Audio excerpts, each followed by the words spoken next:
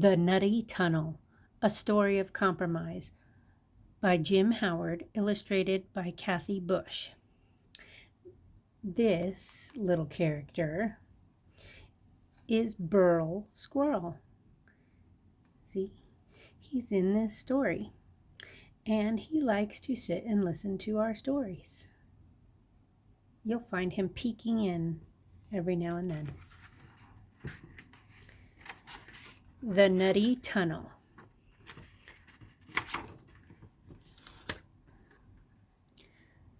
High up in a tall, tall oak tree, Ruby Redbird enjoyed the cool morning air.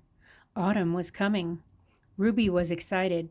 She loved the changing seasons, but just then an acorn fell and wonk bounced off the top of her head. No wonder they call autumn fall, Ruby thought. Things are falling, acorns and especially leaves. The wind was chilly. Autumn wasn't coming, it was here.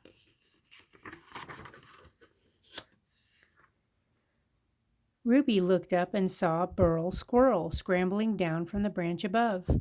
"I just dropped a very nice acorn," said Burl when he saw Ruby. "Did you see it go by?" "No, but I felt it," Ruby sang out.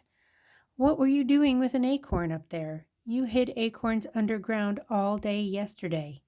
"I did get a lot done yesterday," Burl said, "because I found a long, narrow hole that will hold zillions of acorns.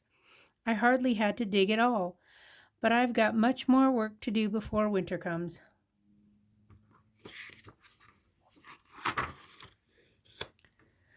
"Why work so hard?" asked Priscilla Opossum in an upside-down voice. "It's such a nice morning to hang around and do nothing." "I don't have time to do nothing," said Burl, rushing past. As a youngster in squirrel school, Burl had learned about all 4 seasons, winter, spring, summer, and especially fall, when squirrels must hurry to gather food and hide it underground to eat during the long, cold winter ahead.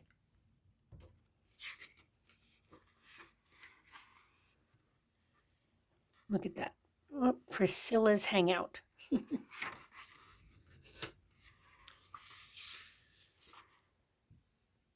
Underground, at that very moment, Myra Mole was admiring a tunnel she had dug 2 days before. It was the best tunnel she had ever made, and she was feeling very proud as she went along. "Well dug," she told herself, rounding a curve. "Well dug indeed."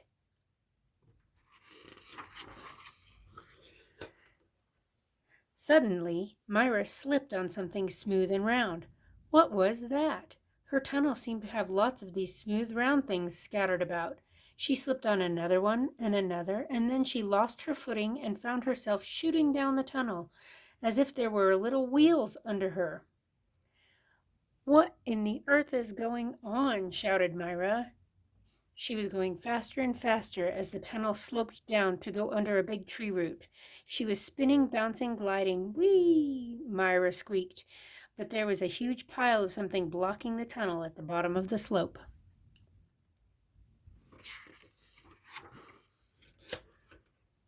Crash! Myra smashed into the pile. The top of the tunnel blew off and things flew up, and things went rolling down and around and everywhere.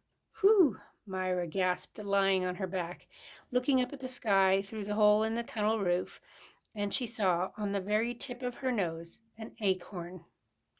Acorns! Nuts! Her tunnel was full of them.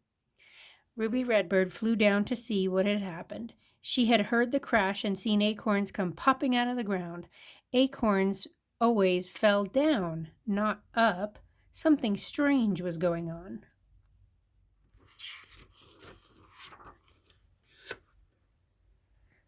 Ruby stuck her head into the hole and asked, "What happened down there?" "My beautiful tunnel is jammed with acorns," Myra complained as she began pushing them. "I'll just take them into my basement and maybe later I'll make acorn stew and pies. But where in the earth did they come from?" "Myra," Ruby chirped softly, "I think they might have come from Burl. I'm sure he didn't know." "Oh, that squirrel," Myra snapped. "Every fall he tries to dig, but he can't dig worth worms. No wonder he stole my tunnel. I'm getting rid of these acorns.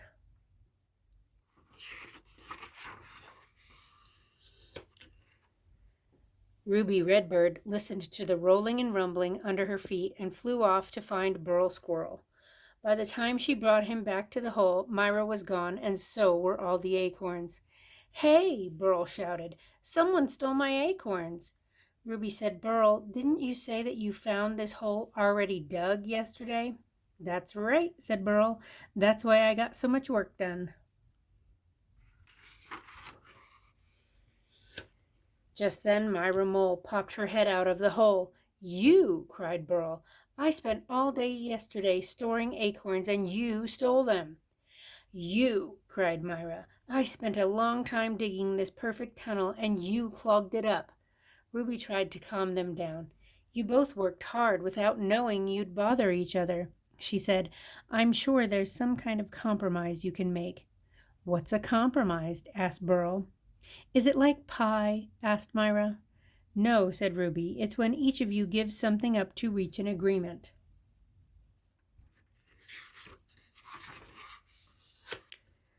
Myra looked at Burl.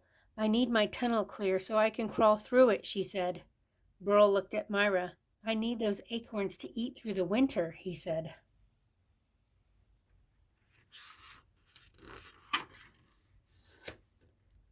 Ruby could see that this might not be easy. "Myra, wasn't it fun to roll on the acorns?" she asked. "Well, I guess," Myra said. "It was a fun ride, and a few acorns are nice to have, but it takes ages to collect them."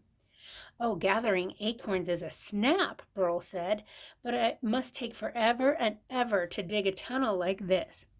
"Digging is easy," Myra answered. "In fact, I could dig a hole for all your acorns in no time." "Well, if you'll do that, I'll gather enough extra acorns for you to have some to ride on and some for stew and pie," Burl said.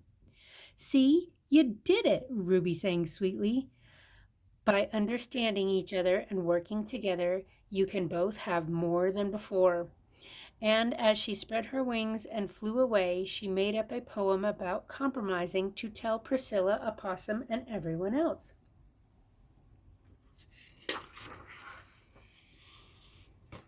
If you share and work together, you may find a fun surprise, for the nicest things can happen when you learn to compromise.